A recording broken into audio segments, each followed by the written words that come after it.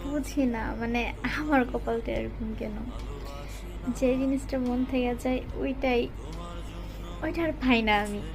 সব সময় দেখছি আমি যে জিনিসটাই চাইছি ওই জিনিসটাই হারাইছি। মানে আমার সাথেই কেন হয়? আর আমার মানে আমার অনেক খারাপ লাগে।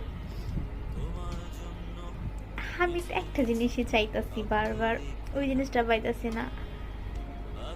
আমি মানে কারো বুঝাইতে পারবো না, কিছু না। আমার সাথে কেন হয়? পাইলে কি বেশি, অনেক বেশি ক্ষতি হয়ে যাবো? বাট আমি তো ক্ষতিটাই চাই, আমি তো ওই জিনিসটাই চাই, ওই জিনিসটা ছাড়া।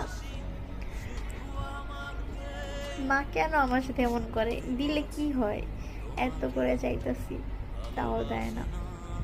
যখনই যে জিনিসটা মন থেকে চাই ওই জিনিসটা হারায় ফেলাই। মা আমার দিতেই চায় না।